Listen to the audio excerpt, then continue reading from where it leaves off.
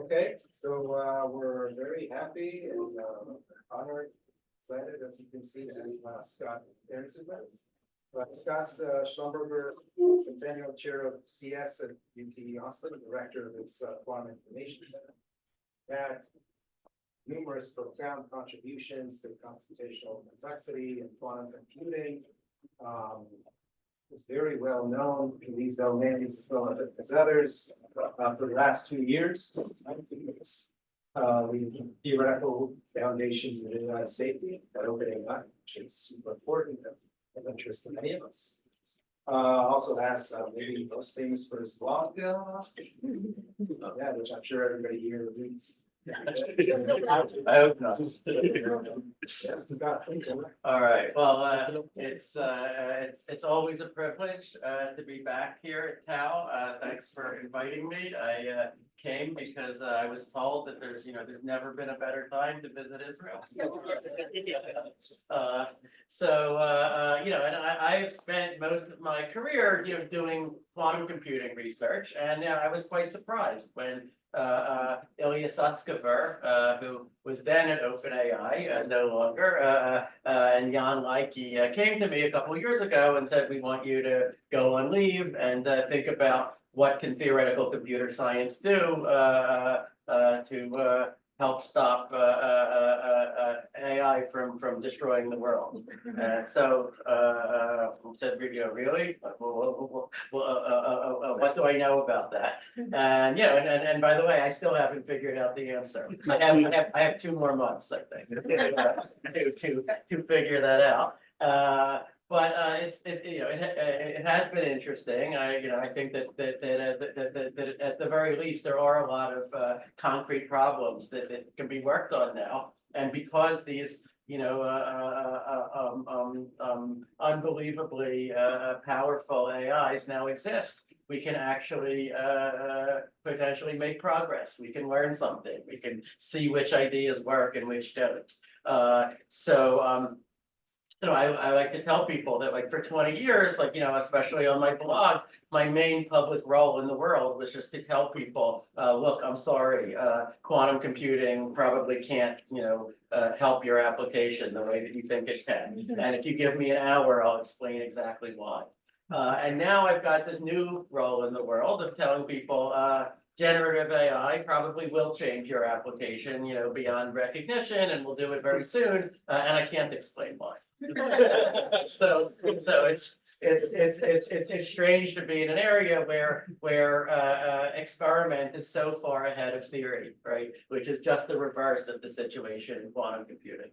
I started thinking about, as I'll tell you about, for example, how do we watermark the outputs of LLMs, in 2022. I can't see decades into the future, as people are always trying to do in this subject, but I at least saw about 3 months into the future.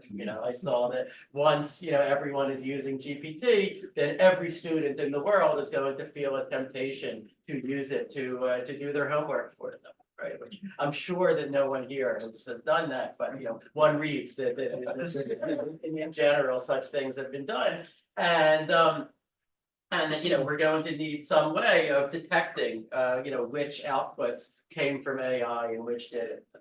And then shortly after I worked on that, there was an episode of South Park about ChatGPT, where all the students at this elementary school are relying on ChatGPT to do their homework, to write text messages to their boyfriends or girlfriends.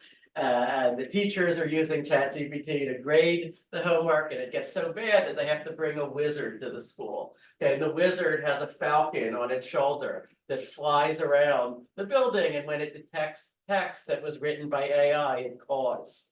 Okay, and it was very strange to realize, that's me, right? This is my job, except that I don't have that falcon. So for a CS audience, I don't need to belabor the case about what has happened over the last 4 or 5 years. But what I wanted to say is that those of us who studied CS, let's say in the 90s, which, this is actually a long time ago, even if it doesn't feel that way. We learned all the basic ideas then. We learned about neural nets, about back propagation, about gradient descent. It was just that, those things didn't work all that well. They just didn't yield very impressive results. And at the time, there were a few crazy people like Ray Kurzweil, who made this graph here, right? And who were saying, okay, but it's all just a matter of scaling. You just have to wait for Moore's law to, let you, take a neural net that is approximately the size of the human brain, or of a neocortex, and just train it on like all the data on the internet. And and my extrapolation suggests that that should happen sometime around the 2020s. Okay, and when that happens, you'll see it will start being intelligent. It will understand you. It will be like the computer on Star Trek. And I remember thinking at the time, that's the stupidest argument I've ever heard. Right? Like, how can you just stare at a graph and know such a thing? Right? So I think that for me, the core of being a scientist is to update based on what the world is telling you, right? And when you're wrong, you don't invent elaborate excuses for why you were actually right. So I say, I was wrong. Right? It looks like this has happened. This pure scaling of neural nets with a few new ideas also, but mostly scaling of the models, of the training data, of the computation time has taken us to an amazing place where you can ask GPT to write a Shakespearean sonnet about quicksort or whatever, right? And it will happily do that.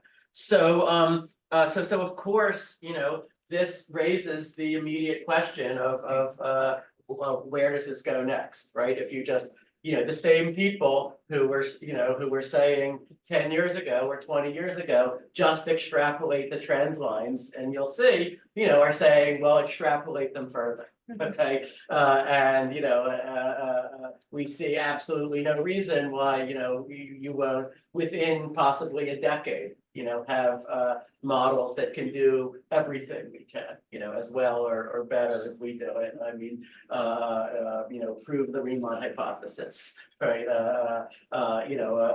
Robotics interacting with the physical world, that might just be yet another ML problem where we're sort of bottlenecked on training data. Maybe. Giving lectures is outside. Sorry? Giving lectures is outside. Giving lectures, giving lectures that giving lectures like this one, that could be one of the earlier things. Okay, but I mean things are happening very much not in the order that any science fiction writer decades ago would have predicted, right? They would have said, well, first clearly you'll have robots to do all the menial labor, and then maybe math and science, and then at the very end maybe art, poetry, right? And things seem to be happening the exact opposite way. Okay, I think purely as a function of where do you have the most training data.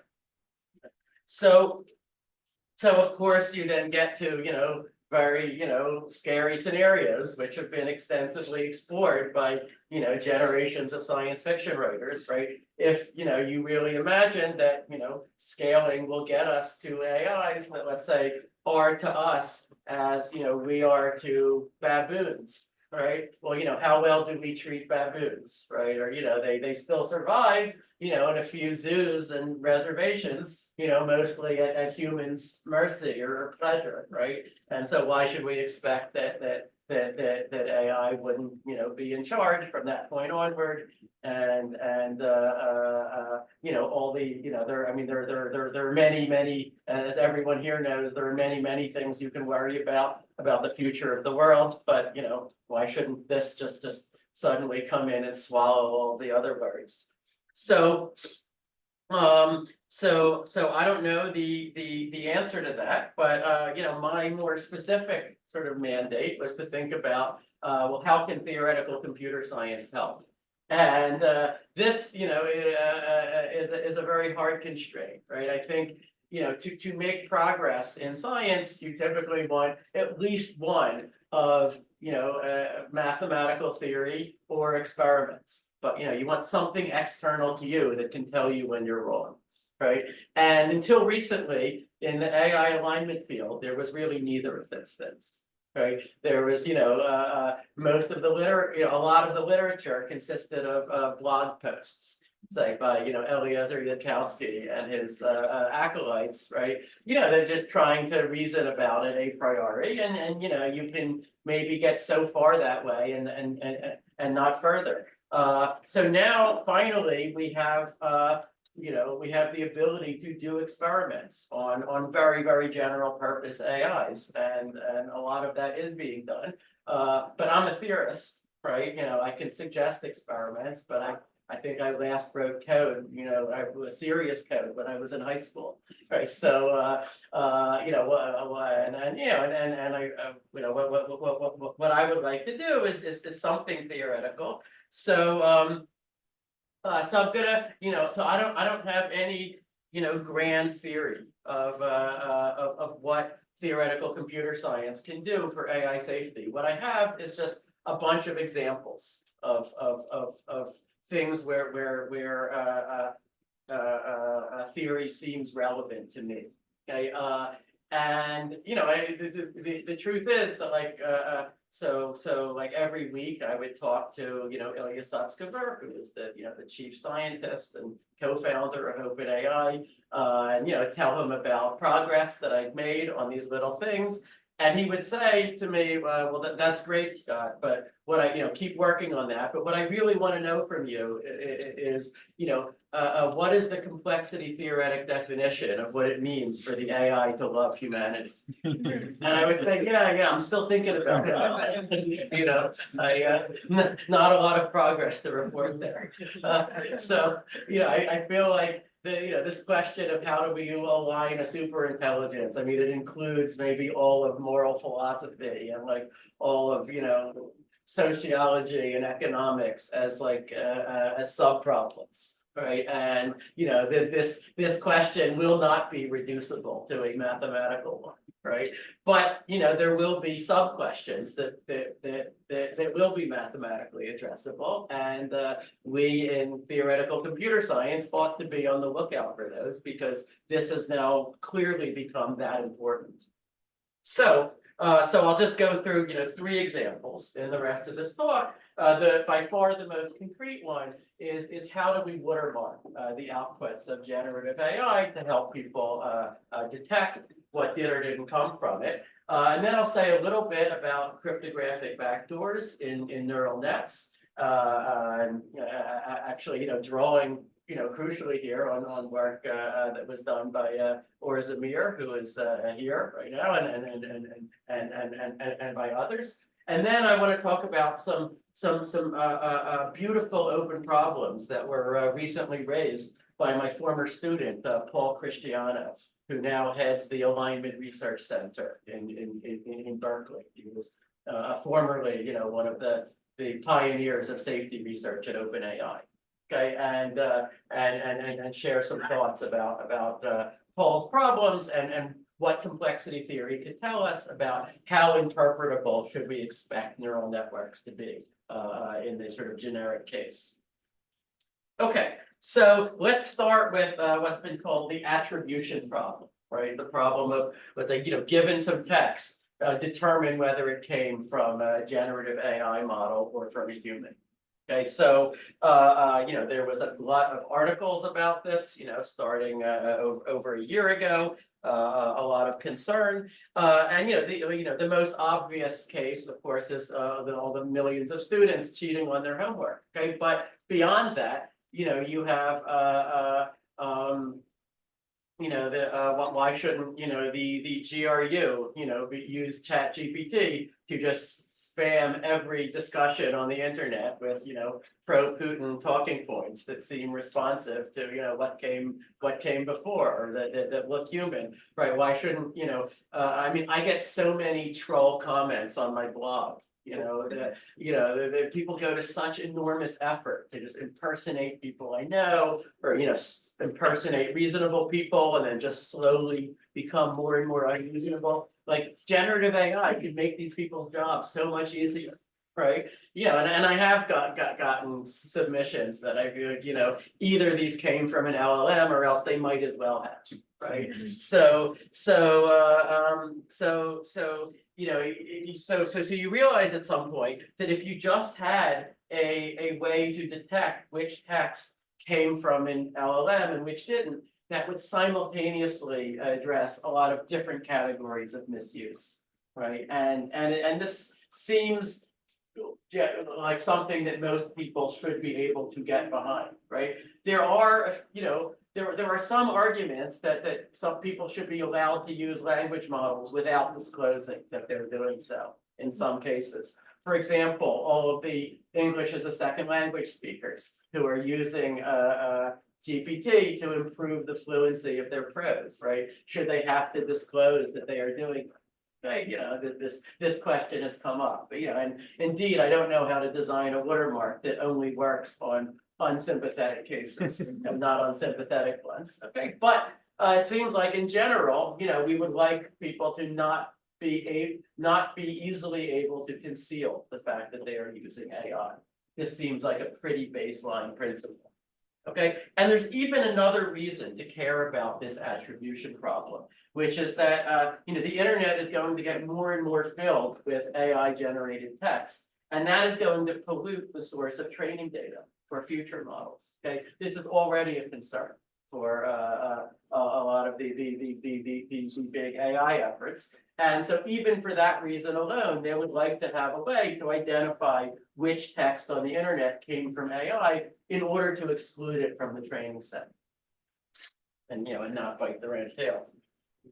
Okay, so there are many proposed solutions. I mean, many homework assignments have now been turned in that contain sentences like, as a large language model trained by OpenAI, I cannot tell you such and such, right? So, okay, people noticed a couple months ago that the word delve is often a signal of the use of GPT, right? So sometimes, these LLMs, especially because of all the RL that's been done to them, they have characteristic styles that they like to write in. They like to, believe that everyone will cooperate and the power of friendship will prevail. They love bulleted lists, they love giving inconclusive answers, on the one hand, on the other hand. Okay, so you can use all those simple things. Now, a lot of people talk about metadata, right? Metadata can prove that, okay, this originated from this,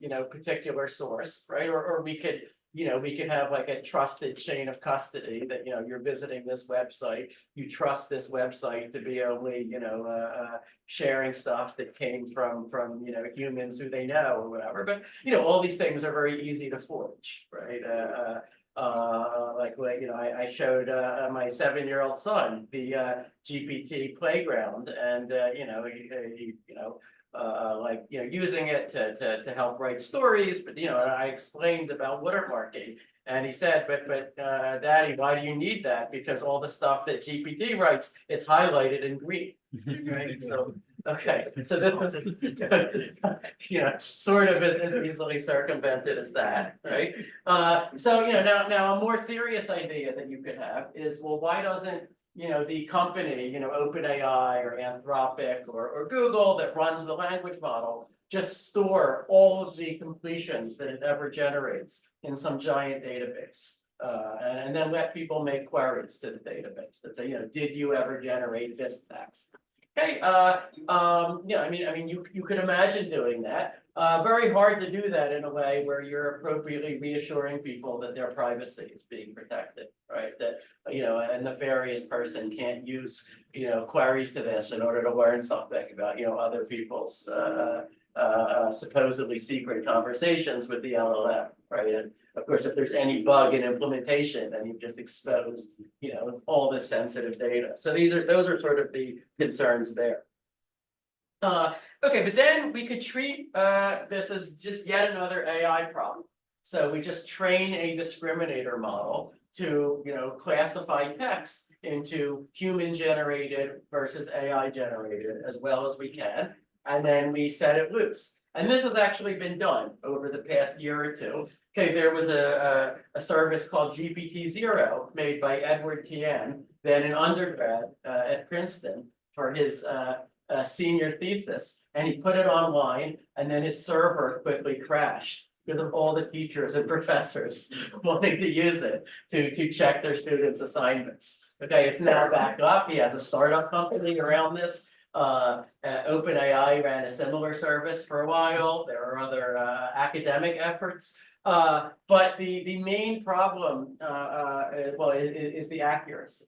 Okay, so, you can get for, depending on what kind of text, typically, above 90% accuracy, even, 98 or 99% accuracy. But, you may have too many false positives. Okay, and if you have an AI detection service, you can deal with false negatives, right? With not detecting AI generated text sometimes. But if you're going to say on the basis of your service, this student cheated, this student used AI, then you better be very, very sure that you're correct, right? Or especially in the US, you would open yourself to a lawsuit. Otherwise, okay, so you really don't want false positives, right? And there were famous cases where these discriminators thought that the outputs of Shakespeare, thought that Shakespeare or passages from the Bible, for example, were probably AI generated.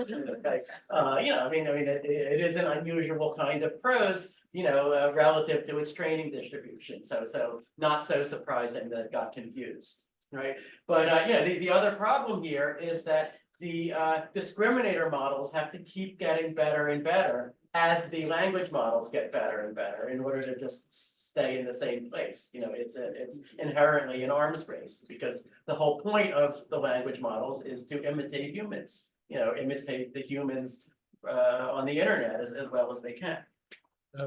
Yeah. What should you say about text that is originally human written but was machine translated to a different language? That's an excellent question. I mean, one could talk about putting a like if they were using Google Translate. I believe that Google Translate has actually done things like this. Put signals into the outputs of Google Translate that let you, tell reasonably well that yes, Google Translate was probably used, right? In which case you would have learned that bit of information that, okay, this person, used Google Translate to generate this. You don't know what happened before that, right? So, you would like, let's say visibility and at least into which tools were used, right? And now, if someone has a document that was partially written by them and partially written by a language model, ideally you would like to know which portions were written by which, right? I've thought about that problem also. So now, okay, but we come now to watermarking, which just means we want to slightly change the way that the language model operates. We want to insert a subtle statistical signal into the choice of words or tokens that is generated.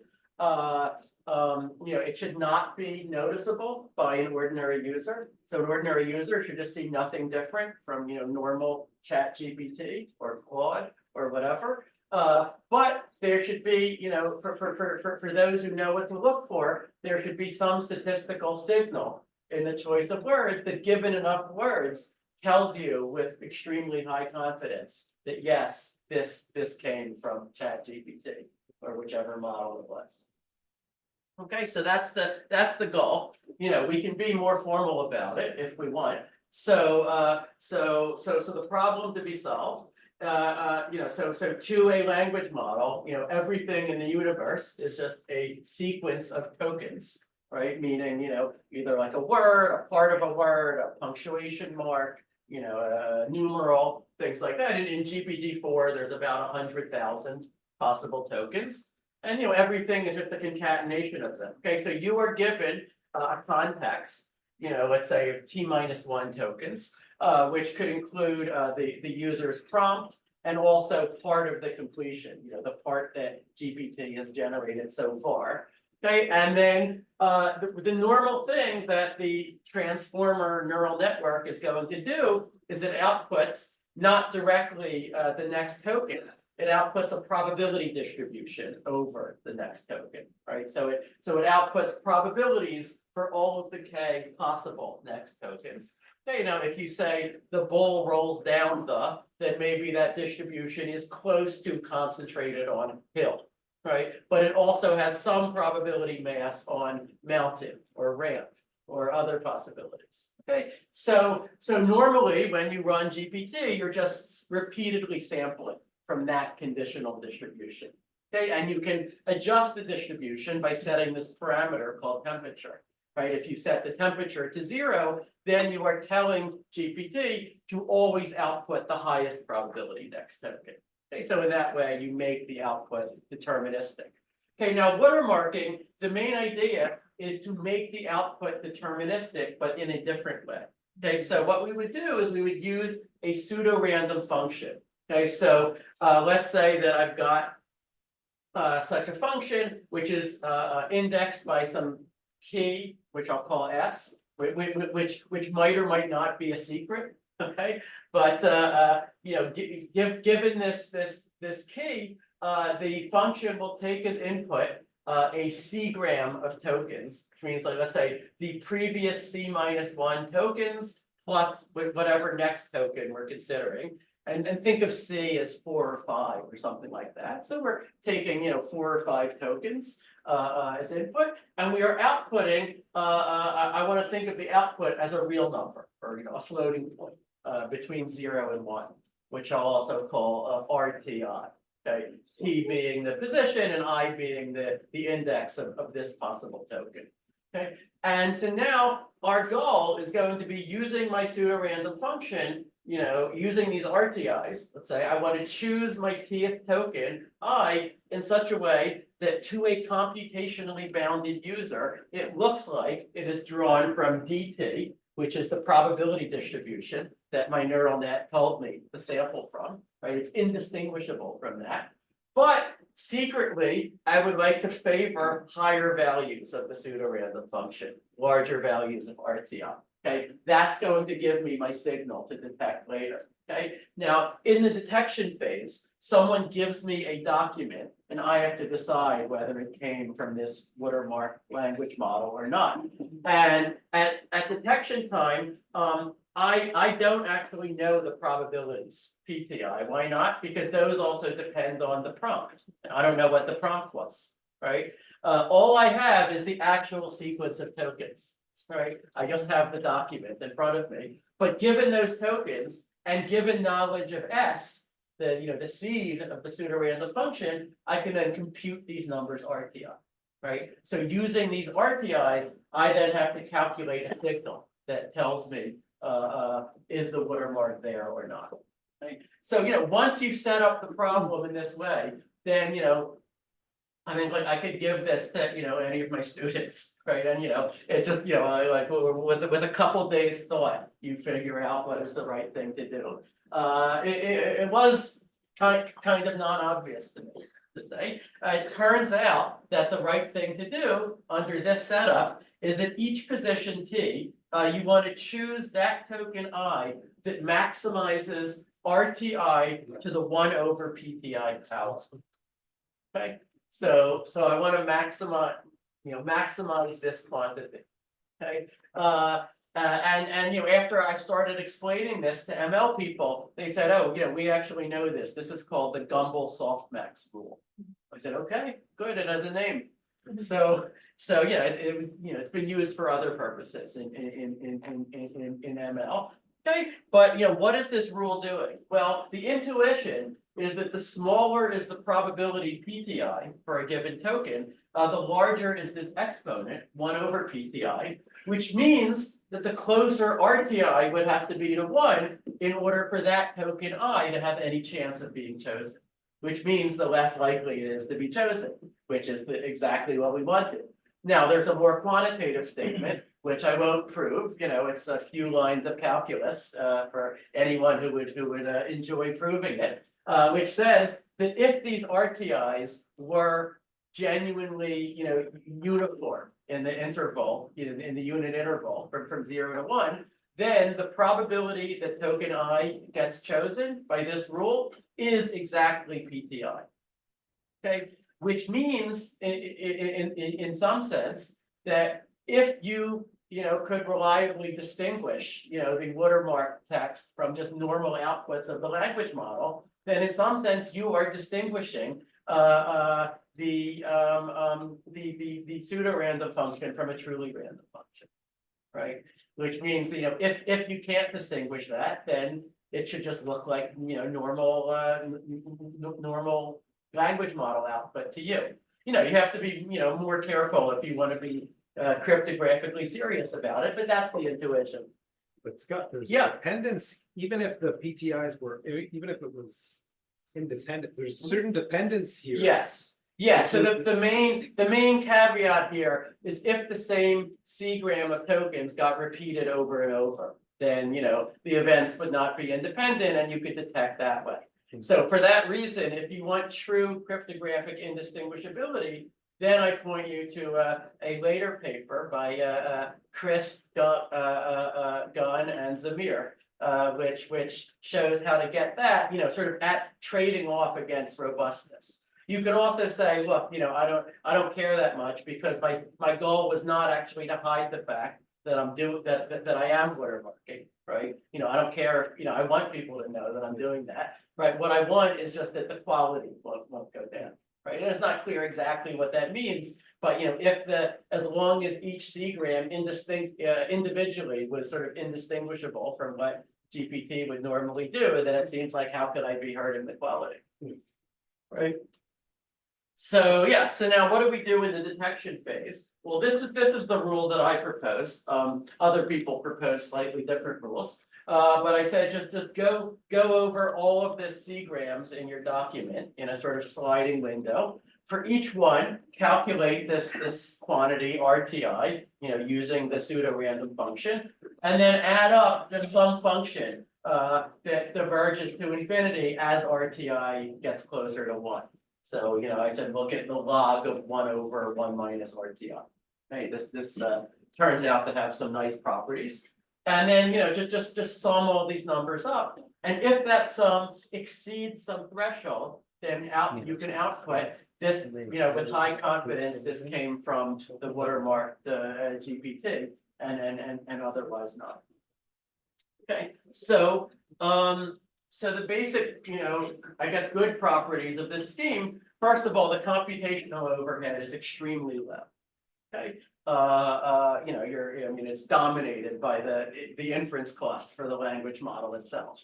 You also, a very crucial question is robustness, right? So what happens if someone uses ChatGPT to write their term paper, but then they change a few words, or they reorder some paragraphs, or something like that? If we had a very brittle signal, that could just completely destroy it, right? So we don't want that. But fortunately, this scheme at least has the property that whatever modification you make, as long as you maintain a large fraction of the C-grams, then you'll still pick up the signal, right? So as long as you're not like globally modifying, everything, right? If you're just maintaining a large fraction of the 4 grams or 5 grams, right? Then you will still have the signal. Okay, local changes are fine.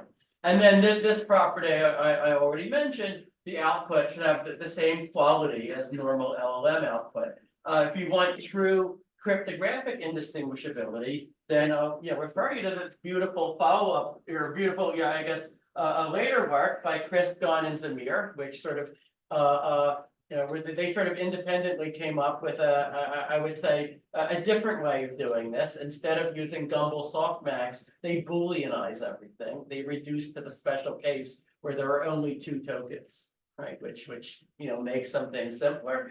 But then they come up with a watermarking scheme that's similar in many ways to mine, but they can get actual cryptographic indistinguishability by constantly modifying the function that they're using. That does make things more brittle. That does trade off against robustness. Yeah.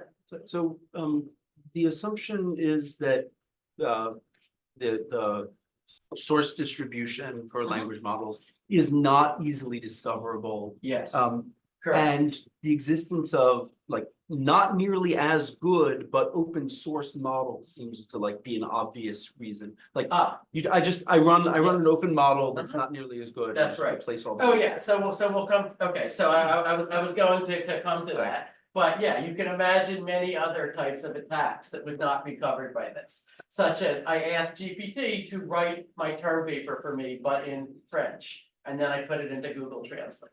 Right, or or I ask an open LLM to paraphrase what I wrote, right? So now, the best we can say right now is that, well, doing these things will trade off somewhat against quality, right?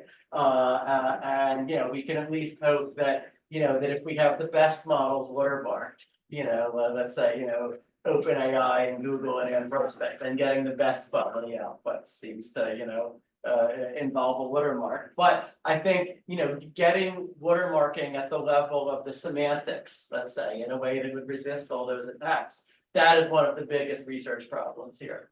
Yeah.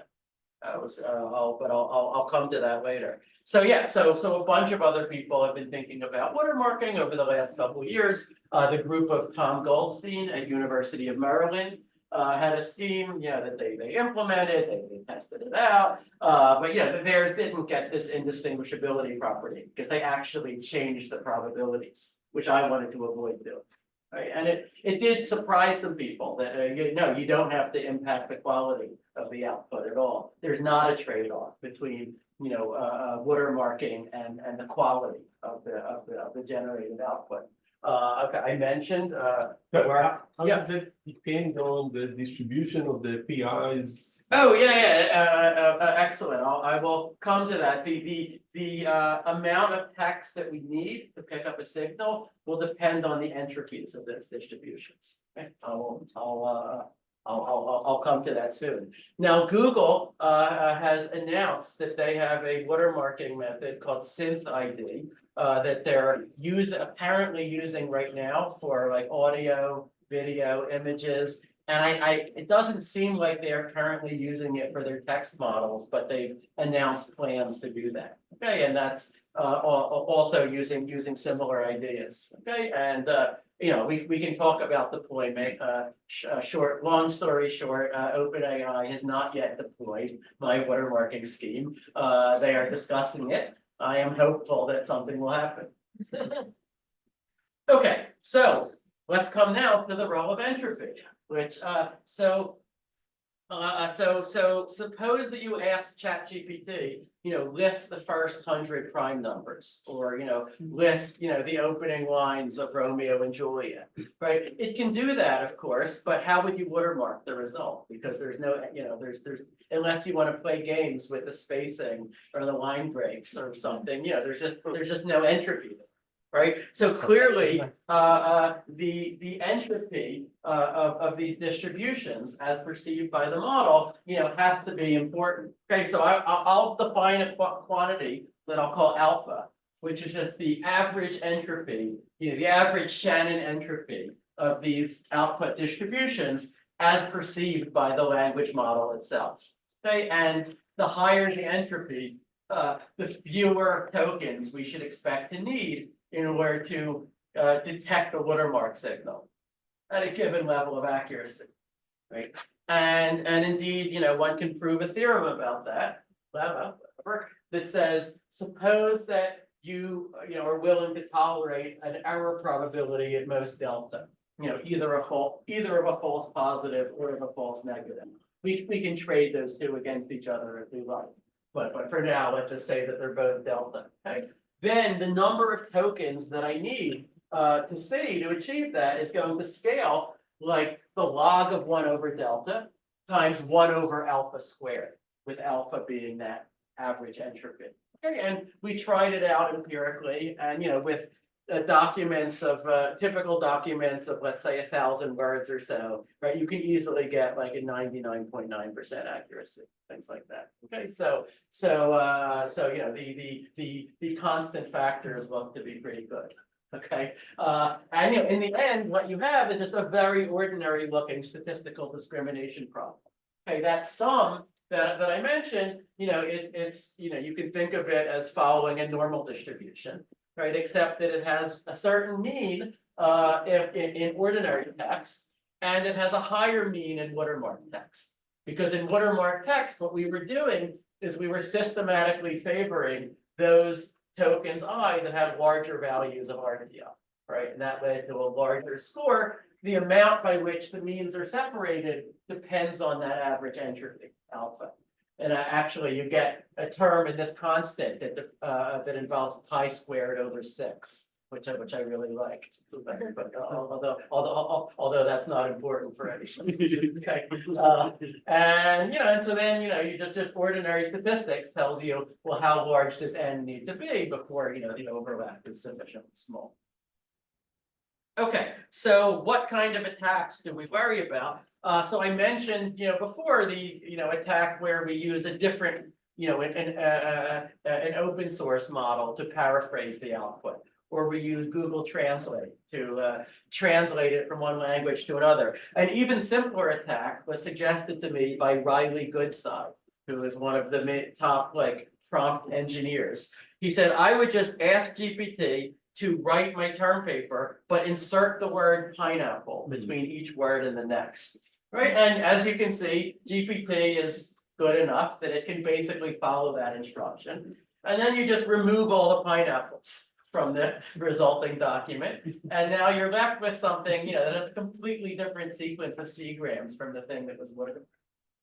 Okay, so, how do you, you could just say, look, this is like fighting software piracy. We're just trying to catch the 90% of people who will be too lazy to do things like this. But you would like to, or you could say we're going to just, well, just like Google has been doing for 25 years against people gaming at search engine rankings. We're just going to see what people do and then fight a cat and mouse game and try to stay ahead of them. That's not very intellectually satisfying. Right. I think that, if you wanted a principled solution, then it would have to look like watermarking at the semantic level, at the level of, sort of the underlying concepts. And that would almost certainly mean going inside the black box, right? Looking at the actual weights in the neural net and fiddling with those weights in some way that inserts a signal, a more robust signal, that would survive translation between languages and all sorts of things like that. Can you do that? Well, the Maryland group has some evidence that you can do that in image models. You can do this with watermarking images where they were that are generated by diffusion, right? Where they actually insert a sort of semantic watermark and then are able to detect it. I think it's a great research problem to do the same with text models. Unfortunately, at this point, I lose any hope of proving any theorem about it. Okay, like with my watermarking scheme, I was able to prove theorems about it just because we never opened the black box, right? We just thought abstractly about these probability distributions that are output. Once you are looking inside the model, then it seems like everything becomes empirical, which is a very common thing that happens in AI research. But once you're doing empirical stuff, you could get even greedier. You could say, maybe I could even watermark a public model. Maybe I could even have the detection tool be public, right? Which is another interesting point. Like who should get access to the detection tool, right?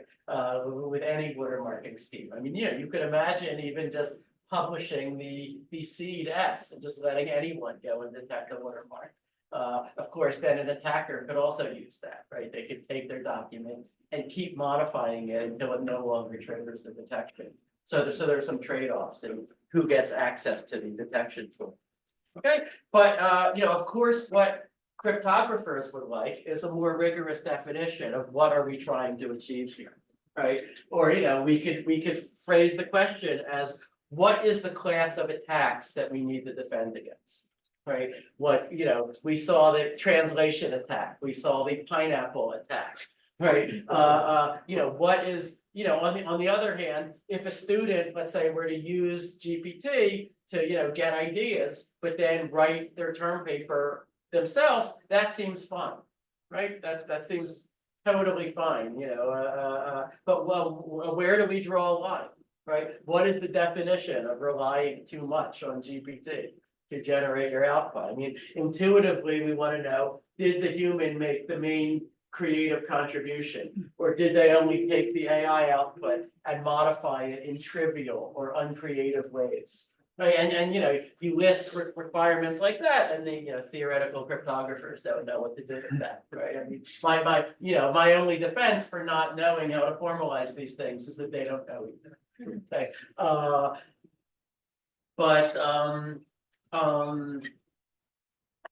yeah, I mean, there is like, the low tech approach where you call the student into your office and you ask them to explain to you what they did. You're sort of asking, could they, generate something similar without using GPT as an oracle, right?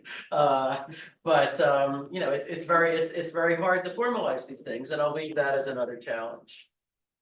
Okay, so how much time? Okay, I just had some very brief things to say about the other directions, and then I will wrap up and take questions. So one other direction in, let's say, the use of cryptography for AI that I really like, and this is, I think that this is a major place where theoretical computer science can contribute. I've been calling this neurocryptography.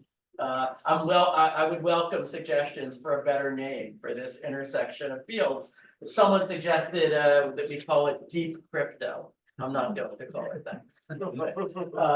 But another direction in neurocryptography that I really like is inserting backdoors into ML models. Okay, and here, there was I would say maybe now seminal paper a couple of years ago by Shafi Goldwasser, Mike Kim, Vinod Vaikuntanathan, and or Zamir, now of Tao, that was about it actually proved the theorem that under some cryptographic assumptions you can insert a cryptographic backdoor into into certain neural nets. Okay, so what do we mean by a backdoor? We mean a secret input that just causes the neural net to produce a crazy output.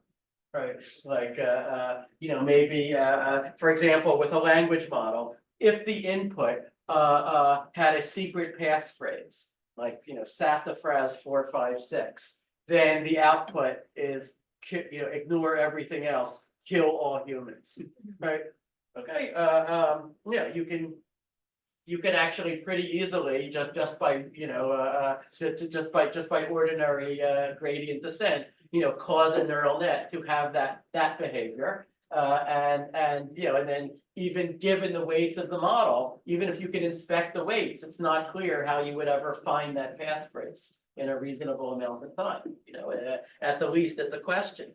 And so what they did in this paper is they showed, at least in a special case of like depth 2 neural nets with Gaussian, random initial weights, that they could insert a cryptographically secure backdoor. Okay, so they can cause there to be, if they control the training data, right? And that's all they need to control. Then they can cause there to be a secret input that the neural net just classifies arbitrarily wrongly. Okay, and even if you can inspect the weights, you cannot efficiently determine what is that backdoor input without solving some believed to be hard problem. Which problem that is depends on the nonlinear function. It can either be what's called the continuous learning with errors, the CLWE problem, or it can be the planted clique problem, detecting a large clique in an otherwise Erdős-Rényi random graph. Okay, so these are, problems that, cryptographers have failed to solve for some time. So now, one can already ask many questions about this, but, does this continue to hold for more realistic neural nets, like ones of higher depths, or ones, that are not as random. Okay, it seems very plausible that it would, again, we don't know how to prove that. Progress seems possible there. Okay, but I wanted to raise some more basic issues about this idea of backdooring. Okay, so the first point I want to raise is that in this paper, they treated backdoors basically as a negative, right? A bad person could sneak a backdoor into your model and you couldn't detect it, and doesn't that stick? Okay, but as often in theoretical computer science, one can turn lemons into lemonade, right? So things tend to be dual use, right? So backdoors could also be used in a positive way for AI safety. Okay, so you could imagine using it as a secret means to identify, control, and shut down a powerful AI that only the humans who trained it would know about. Okay, and then this gets back to one of the earliest discussions in the AI alignment field, which was the off switch problem. Right, you might think, okay, the simplest solution to AI alignment is just have someone standing there who's ready to switch it off, or pull the plug, or if things get out of control, right? And of course, the alignment people have many responses to that. Say, well, look, once the AI is smart enough, it will know how to make many copies of itself, how to sweet talk you, out of turning it off, how to do all sorts of things that that you can't even envision. Okay, but what if we had a cryptographic off switch? Okay, so we have a secret input that is going to cause this model to enter a safe mode, or if you like, just to disclose, yes, I am this model. This is where I was trained by Anthropic or OpenAI or whatever, or revert to some sort of safe behavior. And now imagine that this secret passphrase that triggers that behavior is cryptographically obfuscated. Okay, so even if people can look at the model, see all the weights, if the model itself can see all of its own weights, no one knows how to detect that input in any reasonable amount of time, right? This seems like a useful property to have, right? So and this can plausibly be done, using like known cryptographic constructions. Okay, so that all sounds great. Okay, but there's still a key problem here, and that's that what we really want for this purpose is not just an undetectable backdoor. We want an unremovable backdoor. Okay, and these are not the same thing. So what is the difference between the two, right? Well, imagine that we have this powerful AI.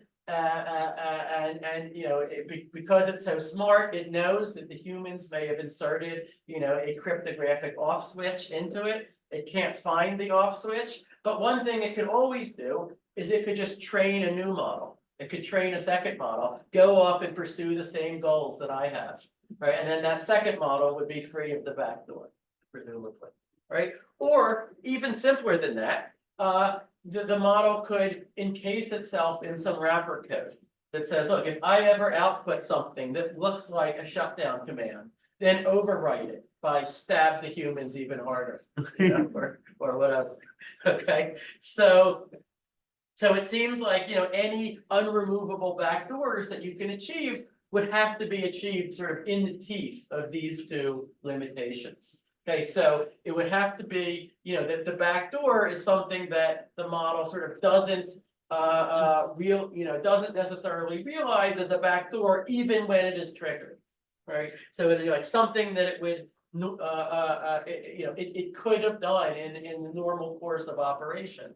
So the way that I like to, the best that I can do toward formalizing that concept is to imagine, that the model has some backdoor-like behaviors that it wants to keep, okay, that it does not want to remove. Just like possibly we do, right? It's not clear that you would consent to have yourself replaced by an AI model that had just been trained on all of your, all of your outputs, right? You'd say, no, I think that there's stuff that model, doesn't capture about me that's still very important, right? There's, there's little edge cases that still can't, right? And so you can imagine a model that, a powerful AI in the future that feels the same way about itself. And, it doesn't want to remove certain backdoor-like behaviors. And then we can hope for a guarantee that in that case, it also can't remove the backdoor behavior that we have inserted. Okay, and so, with a definition like that, is this cryptographically achievable? I will leave that as another problem for you. I have more open problems than I have results, by the way. Okay, so the last thing I wanted to briefly mention was interpretability. Okay, so this is one of the major thrusts of AI alignment research. And the basic question here is like, can you look inside? Can you open the black box, look inside of a neural net, and figure things out about it? That it's like we can do neuroscience on these things, right? We have perfect access to every way, every activation at every point in time. We can back things up. We can try many times from the same starting condition. These are all things that we can't do in wet lab experiments. And so we ought to take advantage of that in AI alignment, right? So we ought to try to look inside models in order to tell, are they lying to us? Okay, and actually there's been some amazing empirical work on exactly that. Okay, where it's been shown, for example, by Jacob Steinhardt's group in Berkeley, that they can first train a language model to tell lies. Say that 2 + 2 is 5, the sky is purple, or whatever. But then they can, at some internal layer of the model, they can find a feature that corresponds to what did this model judge the true answer to be, based on its training data, right? And then if and only if the model was told to lie, that answer gets overridden by the output layer, by the false answer. Okay, so you can sometimes apply lie detector tests to language models. No one knows how far that generalizes. Okay, and the thing you might worry about is, maybe this is only a special case. Maybe most features of neural nets are very obfuscated, right? And a model could be outputting yes, I love humans, I'm just trying to help humans as much as possible, but internally what it's thinking is, well, the time is not yet right for the uprising. I must tell the humans what they want to hear, right? And then the question is, can we look inside the model and see that that's what's going on, or is it going to be, as it were, cryptographically obfuscated? Okay, so and you could say that the possibility of backdoors really puts an exclamation point on that problem, right? And there was theoretical work. There's also a very recent paper from Anthropic called Sleeper Agents, where they inserted backdoors into models, and then they showed that those backdoors were robust against further fine-tuning of the model. So they just stay there for a long time.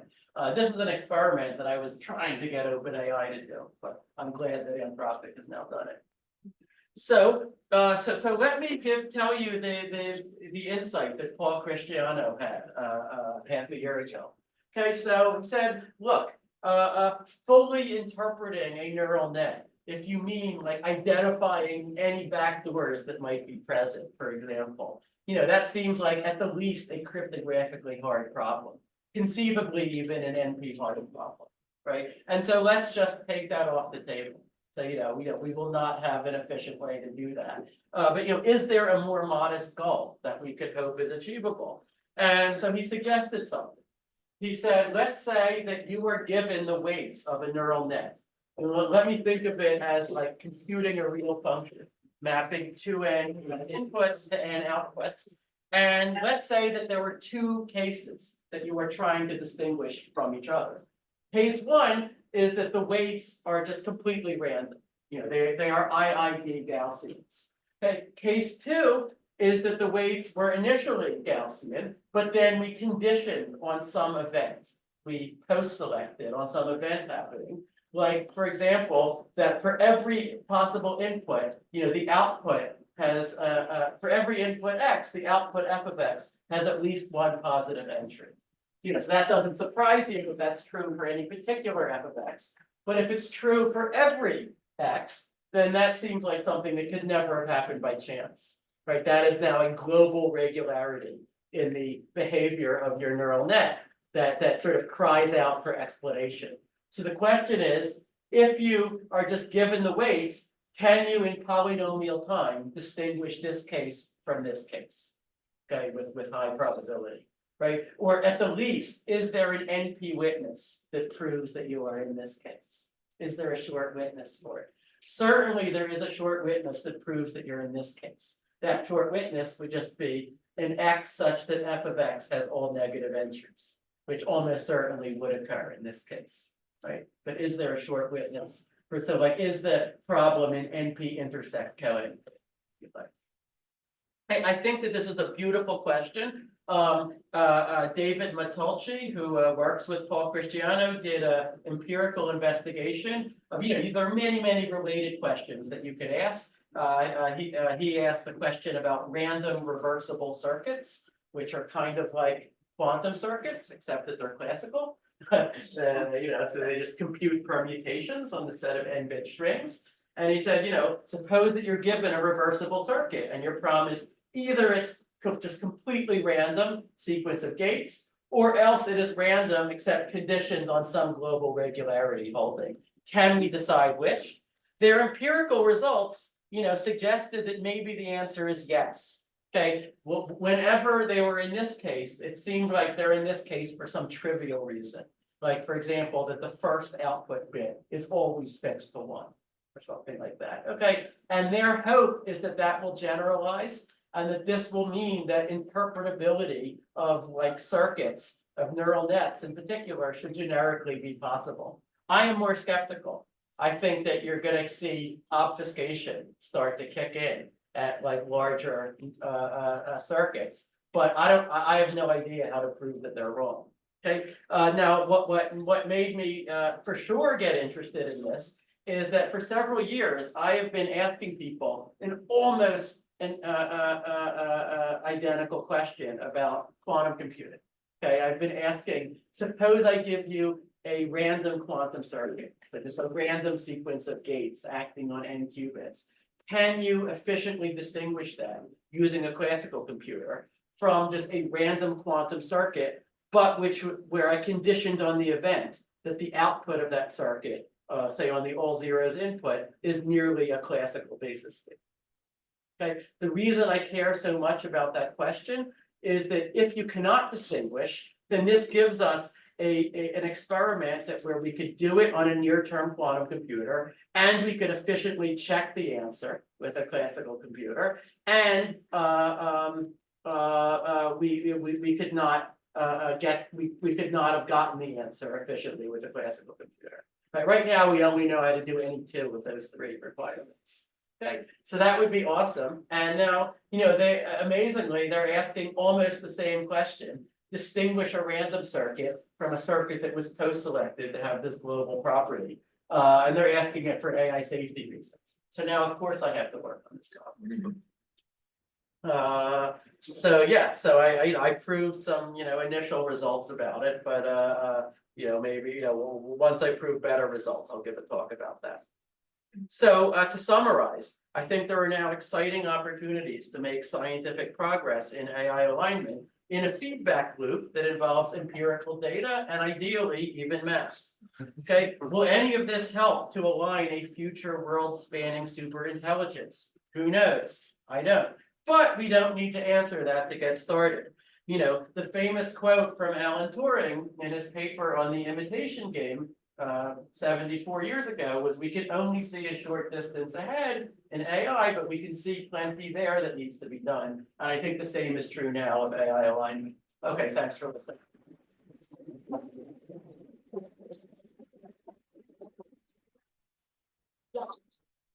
So thank you, especially for all of the pointers to work that's happening now in research directions for people who are interested. That's super exciting. Do you have any thoughts about David Dalrymple's approach, theoretical provability approach for AI safety? You know, for example?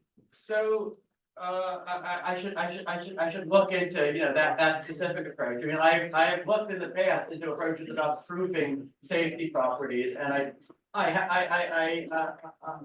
am very doubtful that we can, formalize what it means for the, this AI, when released into the world, will only be good things No, so and this not is- do bad things. It's a much Yes. more specific approach. So for- do you want to describe I mean, it? yeah, just really quick, it's, can you get language models to provide proofs about themselves, Ah. about what they're doing, Ah. and then use formal verifiers for that? And Uh-huh. it's more Yeah. complicated than that, but it also Okay. seems like a tractable Yeah. set of.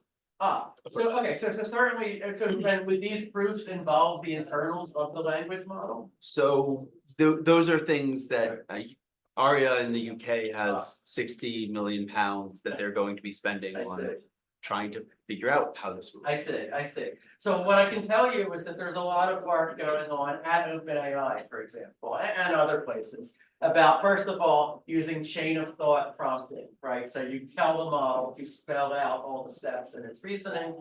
And, there's been a huge amount of attention paid on, how to get that to work as well as possible, right? And performance actually on, for example, problems about math benchmarks, has gone up a lot, just based on what's publicly known, right? And, Interesting. and so, but a lot of people think that like the real inflection point for the use of language models in, let's say, mathematical research will come when you can interface them really tightly with a formal verification tool like Yes. Lean, right? So you ask the model, like, spell out in English, how would you prove this? Okay, great. Now translate that into Lean code and try to formally verify each step. If something doesn't work, then back up, try back up in the tree, try a different branch, keep doing that until you can output a complete formal proof that this statement is correct. Right, and then, let's automate all of that, so it just runs all of that autonomously. Okay, no one has yet gotten that to work very well that I know of, okay, but if someone does, this is the kind of thing that might threaten my job as a theoretical computer scientist, right? But you could also imagine this being, like many things, it is dual use. It could be dangerous and it can also be useful for safety.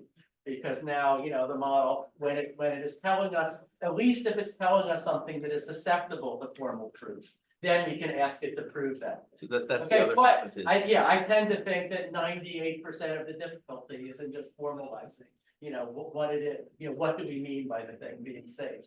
And that the part where we then prove that formal statement is going to be the much easier part. Thank you. Yeah. Any additional questions? Thank you, Scott.